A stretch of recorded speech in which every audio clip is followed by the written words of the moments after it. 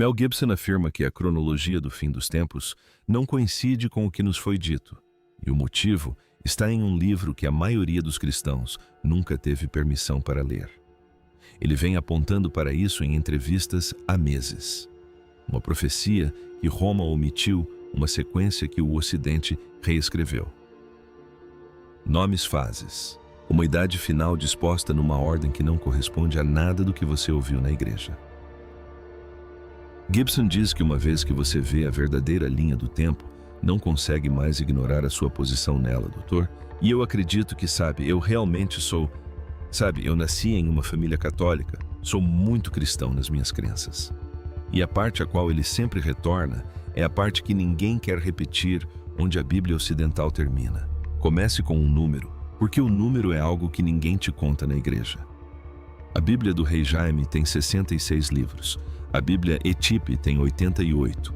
Esses 22 livros extras não foram perdidos, não foram extraviados em alguma caverna esquecida, nem consumidos pelo tempo. Foram copiados com cuidado e deliberação em mosteiros das terras altas, em uma antiga língua arrastada chamada Gay por monges que acreditavam que as palavras eram importantes demais para serem esquecidas. A Etiópia é cristã desde o século independente de Roma. Nunca colonizada, nunca submetida ao mesmo processo editorial que moldou a versão da fé que o resto do mundo recebeu. Quando o Concílio de Nica se reuniu em 325 para decidir quais livros definiriam o cristianismo pelos próximos 2000 anos, os monges etípes não estavam presentes, não votaram, não foram consultados, simplesmente mantiveram o que Roma excluiu. E o que Roma excluiu foi específico. Eles já tinham suas escrituras preservadas em Gizé, já possuíam seu próprio cânone mais amplo e antigo do que qualquer coisa que os europeus já tivessem visto. Estudiosos etíopes afirmam que o concílio temia uma categoria de texto acima de todas as outras profecias que descreviam a própria igreja se corrompendo nos últimos dias. Profecias que nomeavam os falsos profetas mais perigosos do fim dos tempos, não como invasores estrangeiros, não como imperadores pagãos, não como algum anticristo distante rastejando do deserto. Os falsos profetas mais perigosos, segundo esses textos, usariam cruzes, construiriam catedrais, falariam fluentemente a língua de Deus, enquanto defendiam tudo aquilo contra o que Deus se opunha. Um texto que nomeasse a instituição como parte do problema não poderia circular, e assim não circulou. Roma ficou com o que servia a Roma. A Etiópia ficou com o resto. Eis o ponto ao qual Gibson sempre retorna em entrevistas. A Bíblia Etípe não contém apenas livros extras, ela contém uma cronologia completamente diferente. A sequência do fim, a ordem dos eventos, os nomes dos personagens. Nada disso se alinha perfeitamente com o que a maioria dos cristãos ocidentais aprendeu. As pessoas que a cronologia ocidental nomeia como heróis da era final são na versão etípe apontadas como o problema. É isso que torna tudo perigoso. Não que a cronologia seja diferente, mas sim que ela é desconfortavelmente específica sobre quem está do lado errado. Os 40 dias, sobre os quais ninguém fala entre os textos excluídos, referem-se a um livro chamado Livro da Aliança. Estudiosos etípes o descrevem como um registro do que Jesus ensinou a seus discípulos nos 40 dias entre sua ressurreição e sua ascensão. 40 dias. Os 4 evangelhos canônicos praticamente ignoram esse período. A maioria dos cristãos ocidentais nunca sequer pensou em perguntar o que aconteceu durante esse tempo. Eles aprendem sobre a ressurreição, aprendem sobre a ascensão e o intervalo entre elas permanece como uma espécie de mistério sagrado. Mas os monges etíopes que copiaram o livro da aliança acreditam que esses 40 dias foram os mais importantes de todos. Segundo eles, foram os dias em que Jesus parou de falar por parábolas e começou a falar claramente quando ele parou de oferecer consolo e começou a emitir advertências quando descreveu em sequência clara como seria a era final e exatamente quem não a reconheceria enquanto estivesse vivendo nela. Para entender o que esses manuscritos realmente representam, é preciso imaginar o lugar onde eles vivem. O mosteiro de Germa fica no topo de uma montanha plana na região de Traai, no norte da Etiópia. É um dos locais cristãos ativos mais antigos da Terra lá dentro, atrás de portas de madeira trancadas. Monge guardam evangelhos manuscritos e textos apocalípticos que estudiosos agora acreditam estar entre os manuscritos cristãos iluminados mais antigos que existem. Alguns datam dos séculos IV e Is. As páginas são de pergaminho de pele de cabra. A escrita é feita à mão com tinta ferroálica que de alguma forma não desbotou em 15 anos. Há alguns anos, um estudioso ortodoxo etíope chamado Abba Miatuk Rosa, um monge que dedicou sua vida à tradução desses textos, descreveu o momento em que mostrou pela primeira vez a um visitante a seção do livro da Aliança que trata da Era Final. Ele disse que o visitante ficou em silêncio e em seguida perguntou muito baixinho por aquele texto não estava em sua Bíblia. A resposta de Abamabatu, como ele relatou posteriormente, foi simples. Porque o que ele descreve deixa desconfortável a instituição que lhe deu sua Bíblia. Essa é a testemunha. Um monge, um manuscrito em pele de cabra, um forasteiro fazendo a pergunta óbvia. O texto que Abambrato segurava não é simbólico nem vago, nem o tipo de linguagem suave e reconfortante que as instituições adoram interpretar de 100 maneiras diferentes. Ele é nomeado datado em termos espirituais, específico o suficiente para que os monges de Germa acreditem que seja perigoso demais perdê-lo e perigoso demais divulgá-lo. Um mapa completo. É isso que esses textos afirmam que Jesus deu a seus discípulos naqueles últimos 40 dias. Um mapa completo, aterrador e chocantemente preciso da era final. Não um enigma a ser decifrado por futuros estudiosos. Um mapa com estágios nomeados, com uma sequência reconhecível e marcadores específicos que uma pessoa vivendo dentro dele poderia consultar em tempo real para saber exatamente onde estava. E Mel Gibson está apontando para esse mapa. É isso que está escrito. A Mortal Lented Consciência. A profecia não começa com o fogo do céu, não começa com exércitos em movimento ou mares se transformando em sangue, começa com algo muito mais difícil de rastrear. O texto chama isso de morte lenta da consciência. Não uma invasão, não uma catástrofe isolada, mas um resfriamento gradual do tipo que acontece tão lentamente que nenhuma geração percebe a queda de temperatura. Jesus descreve um mundo onde a verdade é trocada pelo espetáculo, onde líderes vestem vestes sagradas enquanto suas mãos estão manchadas com o sangue dos pobres, onde a igreja cresce e se esvazia ao mesmo tempo, onde seu nome é pronunciado em todos os lugares e sua presença não é sentida em nenhum deles. Quando virem meu nome sendo usado para justificar a guerra, para desculpar a ganância, para silenciar os pobres, saibam que a hora está próxima. Essa advertência não se dirige para fora.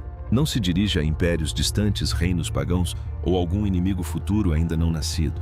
Dirige-se para dentro, para a instituição, para as pessoas que carregam o seu nome com mais força. A.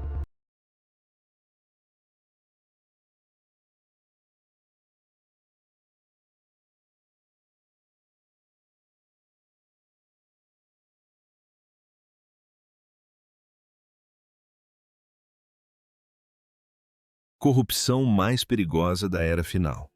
Diz o texto, não se anuncia como corrupção, não chega em vestes escuras. Fala, a sua língua preenche os seus edifícios, usa suas próprias palavras para justificar exatamente aquilo contra o que ele se opôs. Então a profecia avança para o mundo físico. Terremotos, inundações, estranhos eventos no céu, que confundem até os observadores mais sábios. Mas Jesus é preciso sobre o que essas coisas não são.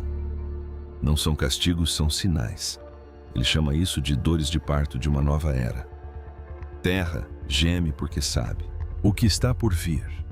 Mesmo quando as pessoas que vivem na superfície se esquecerem de como ouvir, não temam o tremor da terra. Temam o tremor que não virá. A quietude dos corações que se tornaram completamente frios.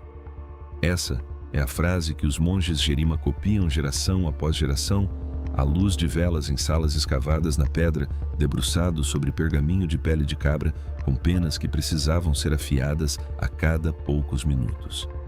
Eles não estavam preservando uma metáfora para uma catástrofe distante. Estavam preservando uma descrição da insensibilidade espiritual em grande escala. Um mundo que se acostumou tanto ao conforto que não consegue mais sentir aquilo para o qual foi feito para sentir. E cada monge que copiava essa passagem sabia exatamente a qual civilização a descrição se aplicava à sua e a de todos os que vieram depois do Império Sem Correntes. O segundo texto etípe, o Dascalia, adiciona outra camada à profecia. E é aqui que deixa de soar como teologia antiga e começa a soar como algo escrito sobre o presente. Jesus adverte seus seguidores sobre um império final. Não uma única nação, não uma potência militar, não uma Roma renascida, nem a Babilônia retornando, nem qualquer reino que se possa desenhar em um mapa.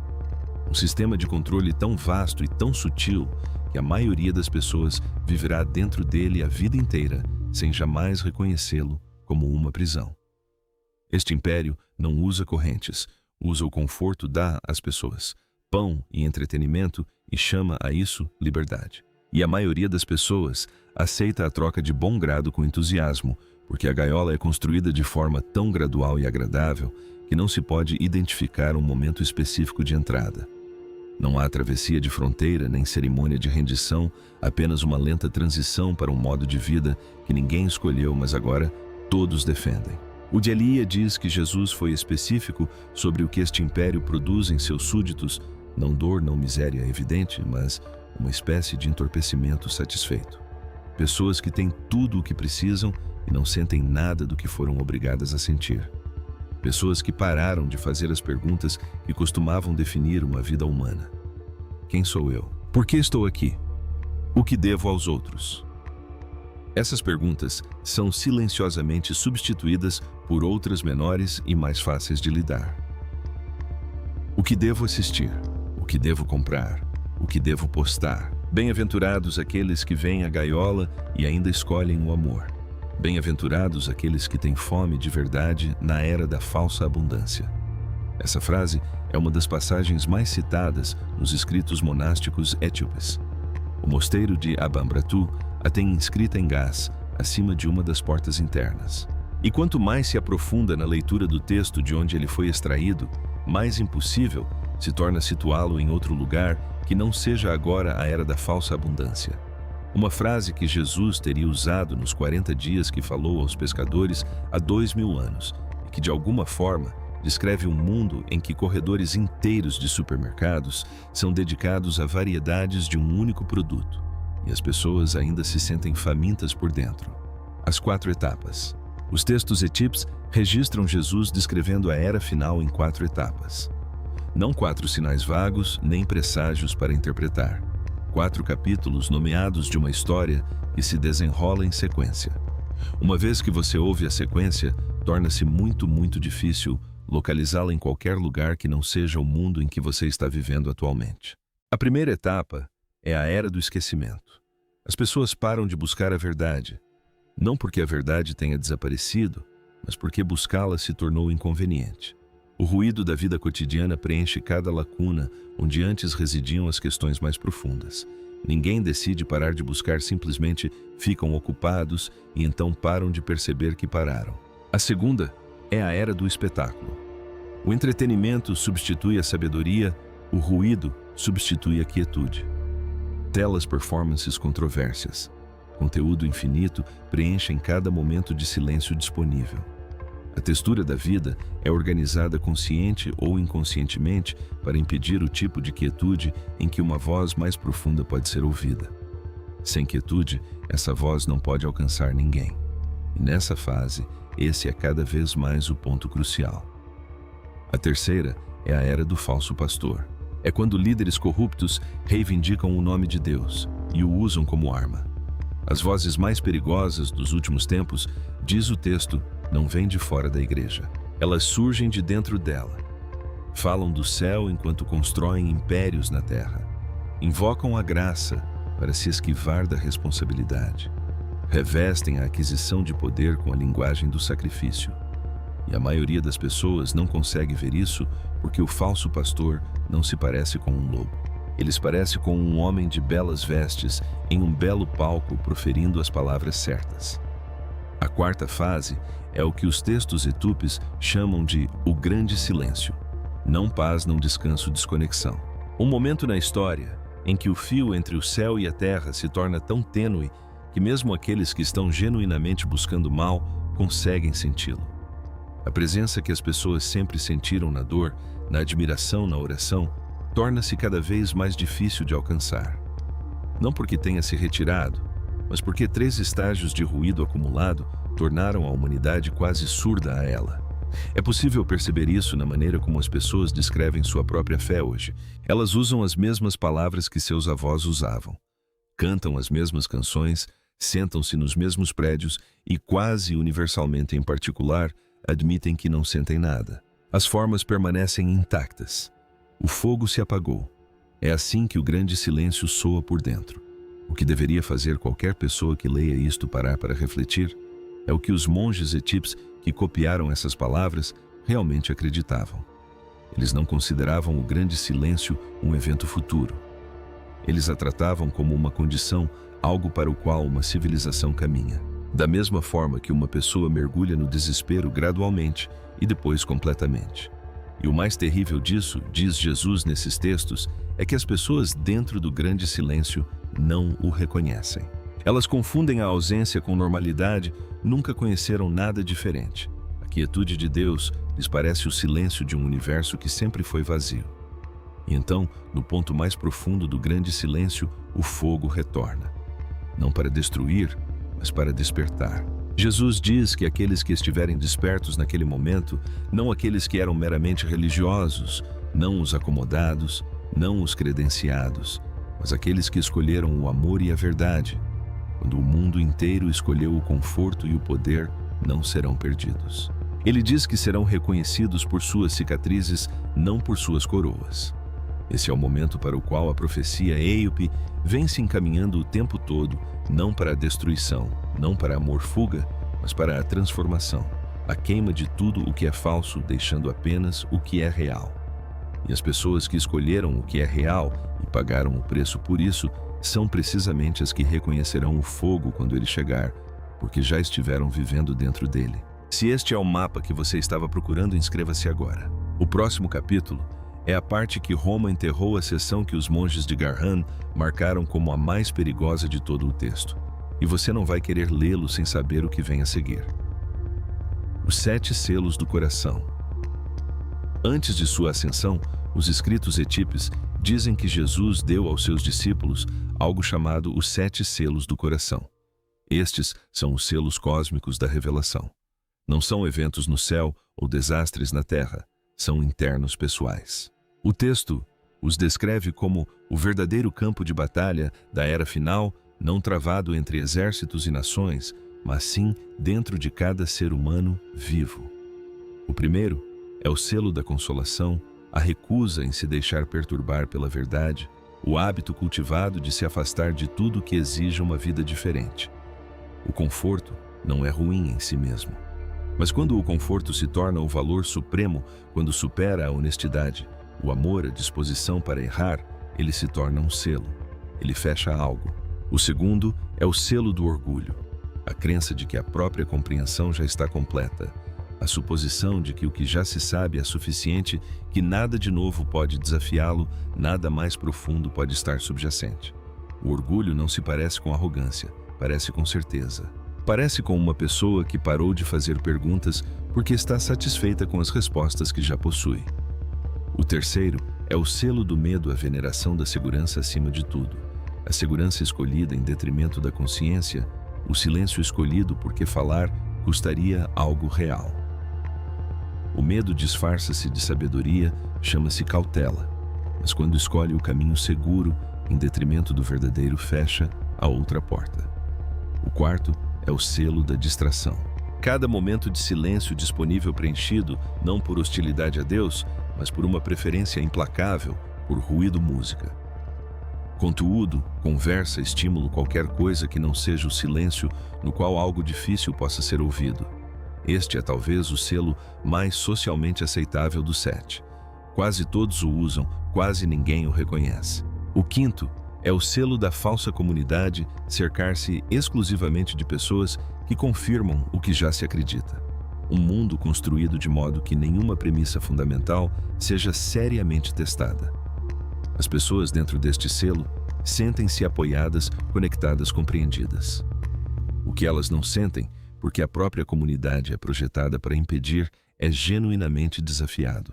O sexto é o selo da falsa misericórdia. Usar o perdão como uma razão para nunca mudar. A ideia de que a graça remove completamente a responsabilidade que ser perdoado significa que a transformação já está completa.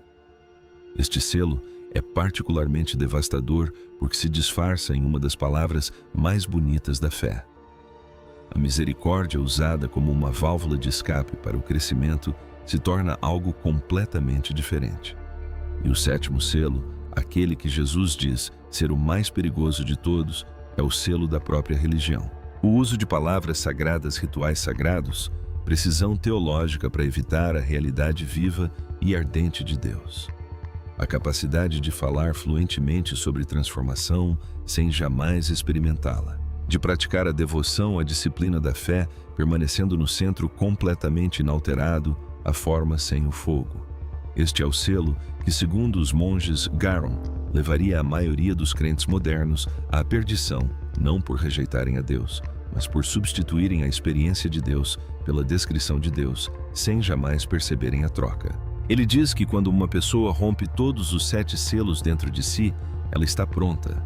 Ela se torna o fogo que esperava do céu. Agora observe o que essa estrutura realmente descreve. Não o futuro abstrato, mas o presente. Um mundo afogado em conforto. A linguagem espiritual instrumentalizada por instituições e influenciadores em busca de visibilidade. Milhões frequentando cultos todos os fins de semana.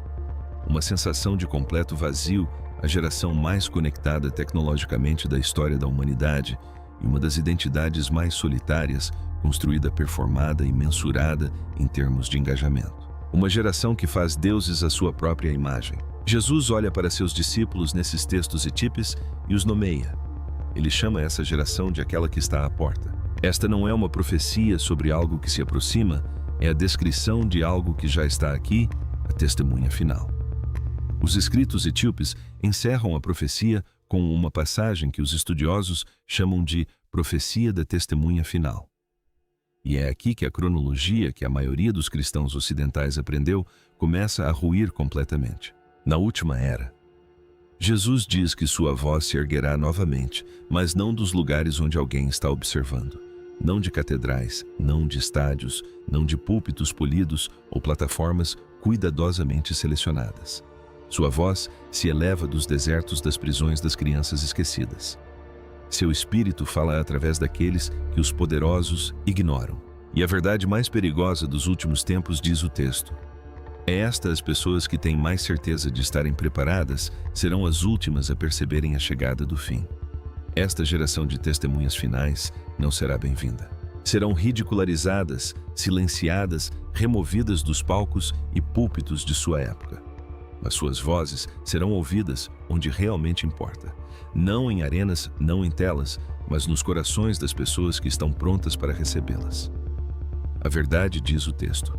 Não precisa de microfone. Os textos etípes chamam isso de a mais profunda inversão dos tempos do fim. As pessoas que publicamente têm mais certeza de que representam Deus serão as mais distantes dele. Enquanto as pessoas que o mundo considera irrelevantes, marginais e esquecíveis serão as que carregarão o fogo de fato, a testemunha final. Não é uma figura famosa nem um pregador com um estádio lotado.